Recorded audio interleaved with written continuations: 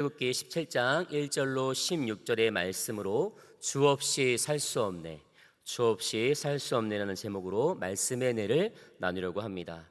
사랑하는 성도 여러분, 우리가 살아가는 인생길은 마치 끝없는 광야와 같습니다. 이 광야의 가장 큰 특징은 내 뜻대로 통제할 수 없는 그런 일들이 불시에 찾아온다라는 점이죠. 오늘 본문의 이스라엘 백성도 마찬가지였습니다. 그들이 딴 길로 새서 고난을 만난 것이 아니라 오늘 본문 1절에 보면 백성들은 구름기둥과 불기둥을 따라 여호와의 명령대로 순종하면서 걸었다. 여호와의 명령대로 순종하면서 걸었는데, 그런데 막상 도착해 보니까 마실 물이 한 방울도 없는 그 리비딤에 도착하게 되었습니다. 근데 더 이상한 것은 그곳의 이름, 바로 리비딤, 이 이름이 곧 쉬는 곳, 안식처였다라는 뜻이죠. 내가 기대했던 쉬운 길과 이 눈앞의 참혹한 현실 사이에서 백성들은 큰 절망을 또 한 번 만나게 되는 것이죠. 이게 세 번째 어려움을 만나는 것입니다. 하나님은 그런데 왜 이런 사정을 다 아시면서도 물이 없는 리비딤으로 인도하셨을까? 그리고 그 피곤한 순간에 또 네 번째 어려움, 아말렉이라는 강적 또한 만나게 하셨을까? 이런 생각들을 해보게 됩니다. 하나님은 그런데 이 광야 학교를 통해서 가나안 입성을 앞둔 이 백성들에게 하나의 진리를 가르치고 있는 것 같습니다. 너희는 이 르비딤이라는 장소나 너의 힘으로 살아가는 것이 아니라 오직 나 여호와가 함께해야만 너희는 살 수 있다라는 그 말씀의 이 진리를 오늘 말씀을 통해서 우리들에게 주고 있는 것 같습니다. 오늘 이 말씀 속에 하나님이 주시는 이게 음성을 우리가 들을 수 있기를 간절히 소망합니다. 1절로 7절 말씀을 통해서 우리는 이것을 깨닫게 됩니다. 주님이 계시지 않는 안식처는 르비딤이 아니라 곧 광야일 뿐이다라는 것을 깨닫게 합니다. 이스라엘 백성은 물이 없자 모세를 찾아가서 거칠게 따집니다. 오늘 본문 3절에 보면 백성들이 이렇게 말하고 있으니 함께 읽겠습니다. 어찌하여 우리를 애굽에서 인도해 내어서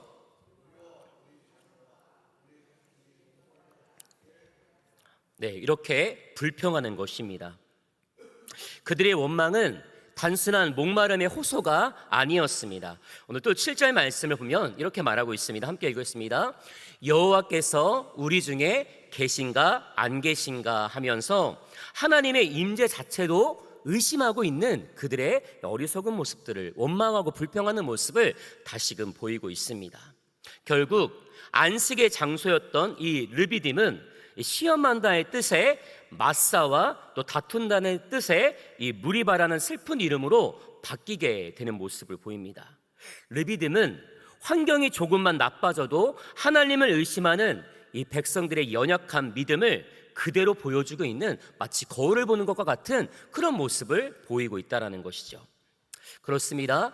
장소가 안식을 주는 것이 아니라 오직 하나님이 함께 하셔야 참된 안식이 시작되는 줄로 믿습니다.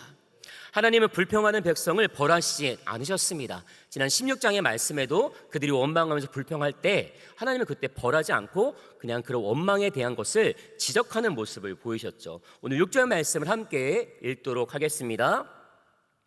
내가 거기서 호렙산에 있는 그 반석 위에 내 앞에 서리니 너는 그 반석을 치라. 그것에서 물이 나오리니 백성이 마시리라. 아멘. 여기서 이 반석이라는 뜻은 하나님이 친히 서 계시는 임재의 장소를 뜻한다고 말하고 있습니다. 사도 바울은 이 고린도전서 10장 4절 말씀에서 이렇게 말하고 있습니다. 제가 읽어드리겠습니다. 이 반석이 바로, 다 같이 읽겠습니다. 다 같은 영적 음료를 마셨으니 이는 그들을 따르는 영적 반석으로부터 마셨음에 그 반석은 곧 그리스도시니라. 아멘. 그 반석을 사도 바울은 이렇게 말한다고 하시죠. 예수 그리스도시라. 그 반석은 예수 그리스도시라. 죄로 가득한 우리를 위해서 예수님께서 십자가에서 온몸이 찢기시고 상하셨을 때 영원한 생수가 터져 나왔다라는 의미를 오늘 이 말씀을 통해 우리가 다시 한번 새길 수 있기를 간절히 소망합니다. 내 삶이 고나고 마를 때 우리는 나를 위해 몸을 버리신 예수 그리스도 앞으로 나와서 주님, 내가 주님 없이 살 수 없습니다라고 고백할 수 있는 우리 모두가 되기를 간절히 기도합니다. 그리고 8절부터 13절의 말씀을 통해서 우리 이런 것을 생각할 수가 있습니다. 내 힘을 빼고 주님 앞에 우리가 손을 들 때 살리는 그런 역사가 시작됨을 우리가 기억할 수 있기를 소망합니다. 반석에서 생수가 터져 나오는 이 은혜 직후에 오늘 8절 말씀에 보면 또한 예기치 못한 아말렉의 기습이 즉시 일어나고 있습니다. 함께 읽어보겠습니다. 그때 아말렉에 와서 이스라엘과 르비딤에서 싸우니라. 4절 말씀이죠. 그런데 이 아말렉은 이런 것을 뜻하고 있습니다. 하나님을 두려워하지 않는 행악자다라고 뜻하고 있고요. 성경에서는 영적인 악의 세력을 상징하고 있습니다. 아말렉이. 신명기 25장 18절에 보면 그들의 공격 방식이 매우 비열했음을 알게 됩니다. 그들은 정면 대결을 하는 것이 아니었습니다.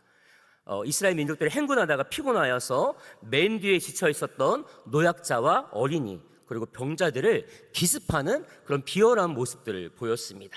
마치 이 마귀 사탄 역시 우리가 몸과 마음이 지쳐 있을 때 우리의 가장 약한 부분을 치고 들어오는 그런 모습과도 같은 그 아말렉의 모습이 바로 그러했다라는 사실이죠. 이스라엘 민족들이 물이 없어서 힘들어하고 있는 그런 원망과 불평이 있는 그 순간에도 그들 또한 반석을 쳐서 물이 나오는 그 순간에 다시 한번 이 아말렉이라는 족속을 통해서 하나님은 이스라엘 민족들을 이 광야에서 훈련시키고 있음을 우리가 보게 되는 것입니다. 이스라엘 민족들은 사실 처음으로 큰 전쟁을 이 광야에서 만나게 되는 상황이죠. 그들은 사실 이 싸움을 할 수 있는 여건도 아니었습니다. 전투를 할 수 있는 능력도 갖추지 않았고 무기도 별로 없었을 것입니다. 그런데 모세는 오늘 이런 상황 속에서 영적인 하나님의 세우신 이 모세가 어떻게 하는지를 봐야 합니다. 9절 말씀 함께 읽어보도록 하겠습니다. 모세가 여호수아에게 이르되 우리를 위하여 사람들을 택하여 나가서 아말렉과 싸우라. 내일 내가 하나님의 지팡이를 손에 잡고 산 꼭대기에 서리라. 아멘. 모세는 여호수아에게 현장으로 나가 싸우라고 명령했습니다. 자신은 그러나 하나님의 지팡이를 손에 잡고 산 꼭대기로 올라갔다라는 것이죠. 산 위에서 모세의 손이 올라가면 이스라엘이 이기고 손이 내려오면 아말렉이 이기는 상황이었습니다. 그렇습니다. 하나님께서는 분명히 이 전쟁을 통해서 무엇을 가르치고 있는 것입니까? 아무것도 할 수 없는 상황, 전쟁을 하면 무조건 질 수밖에 없는 그런 상황 속에서 모세는 그 호렙산에 올라가서 두 손을 들고 기도할 때, 그러나 혼자만 기도한 것이 아니었습니다. 아론과 훌이 그것을 안치고 모세를 안치고 양쪽 손을 들고 그 전쟁을 하는 가운데 하나님께 부르짖는 그 모든 순간들을 연합하면서 기도할 때 이 영적인 전쟁 속에서 승리를 이루게 하시는 하나님의 놀라운 뜻이 오늘 말씀 속에 담겨져 있다는 사실입니다. 우리가 하는 모든 영적인 싸움은 우리가 혼자서 하는 것이 아님을 우리가 깨달아 알기를 간절히 소망합니다. 우리가 영적인 모든 이 교회 안에 있는 일들은 목사님과 더불어서 우리 성도님들 우리 모두가 함께 하나님께 말씀 가운데 나와서 기도로 승리할 때 우리 모든 삶에 영적인 승리가 일어나게 될 줄로 믿습니다. 하나님을 참고 부르짖는 기도는 혼자서 하는 기도가 아니라 연합해서 하는 기도가 되는 줄로 믿습니다. 그렇습니다. 아무리 위대한 모세라 할지라도 이 80세가 넘는 모세가 혼자 어떻게 기도할 수 있었겠습니까? 하나님은 이것을 통해서 우리는 한 사람 한 사람이 모여서 개인의 삶을 살아가는 것이 아니라 이기주의와 개인주의가 교회 안에 있는 것이 아니라 교회는 연합하여 함께 이루어가는 믿음의 공동체임을 다시 한번 우리가 깨달아 알 수 있기를 간절히 소망합니다. 하나님의 역사는 한 번의 짧은 기도만으로 이루어지는 것이 아닙니다. 해에 질 때까지 버티는 기도의 지속성이 있다라는 사실이죠. 리더의 연약함을 비난하지 않고 곁에서 기도로 받쳐주는 이 공동체, 아론과 훌과 같은 역할, 그리고 현장에 땀 흘려 싸우는 그 여호수아 같은 이 믿음의 역할들을 할 수 있는 그 모든 것을 하나님이 다 허락해 주셨다는 사실입니다. 그리고 오늘 말씀 14절과 16절의 말씀을 통해서 여호와 니시, 하나님이 함께 하시는 삶이 진짜 승리의 삶임을 우리들에게 깨우쳐 주고 있습니다. 아말렉을 물리친 후에 15절에 보면 모세는 제단을 쌓고 그 이름을 여호와 니시라고 합니다. 즉 여호와는 나의 깃발이다라는 것이죠. 하나님께서 이것을 통해서 우리에게 승리를 주시는데 그 승리는 우리의 승리입니까? 하나님의 승리입니까? 하나님의 승리는 곧 우리의 승리가 되는 줄로 믿습니다. 우리가 능력에 있어서 잘 싸우는 것이 절대 아님을 하나님께 고백할 수 있기를 기도합니다. 우리의 능력과 재능과 물질과 이런 것이 우리를 지켜주는 것이 아니라 오직 하나님의 말씀 앞에 나와서 기도로 승리할 때 그 승리를 이루게 하시는 것이 바로 하나님이심을 우리가 다시 한번 고백할 수 있기를 간절히 기도합니다. 그리고 14절과 16절의 말씀을 함께 읽어보겠습니다. 이것을 책에 기록하여 기념하게 하고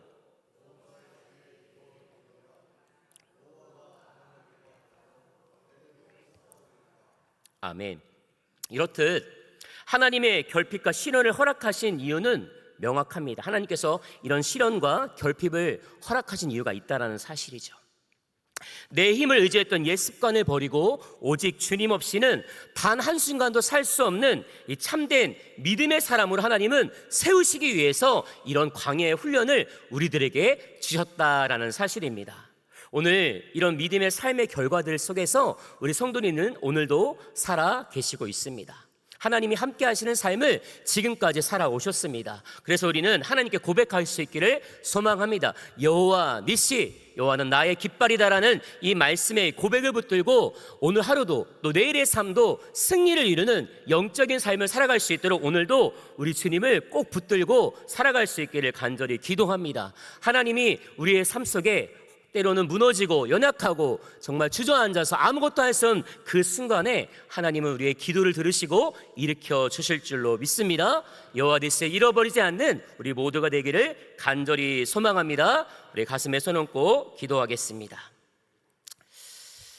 사랑과 은혜가 풍성하신 하나님 아버지, 우리가 안식처라 믿었던 이 르비딤에서 목마름을 만날 때 내 힘과 지혜로 살려 했던 우리의 교만과 불신앙을 용서하여 주시옵소서. 주님, 우리는 주님 없이는 단 한순간도 살 수 없는 그런 존재들입니다. 나를 위해 십자가에 못 박히신 예수님, 오늘 그 반석이 예수 그리스도시다라는 것을 다시 보았을 때 하나님, 우리는 목이 말라서 갈할 때 원망과 불평을 하나님께 두는 것이 아니라 하나님의 말씀을 붙들고 영적인 리더들을 통해서 우리가 기도할 때 그 반석에서 물이 나오듯이 예수님이 우리의 영혼을 위해서 자신이 십자가에 못 박혀서 우리를 살게 하시는 그 생명의 길이 곧 하나님께 있음을, 예수님께 있음을 다시 한번 깨닫기를 간절히 소망합니다. 우리의 인생 속에서 하나님은 언제나 우리가 승리를 이룰 수 있도록 하심을 우리가 오늘 말씀을 통해서 붙듭니다. 하나님, 모세와 아론과 훌이 산 꼭대기에서 기도했습니다. 여호수아는 앞에서 전쟁을 치루었습니다. 그러나 그 전쟁은 하나님이 없으면 승리할 수 없는 전쟁이었습니다. 우리의 삶도 마찬가지입니다. 우리가 영적으로 함께 연합되지 아니하면 우리는 승리할 수 없습니다. 우리는 서로 다 연결되어지고 연합된 믿음의 사람들임을 고백합니다. 기도로 승리할 수 있는 우리 모두가 되게 하여 주시옵소서. 여호와 니시가 되어주실 우리 주님을 날마다 붙들며 살아가게 하여 주시옵소서. 예수 그리스도의 이름으로 간절히 기도드립니다.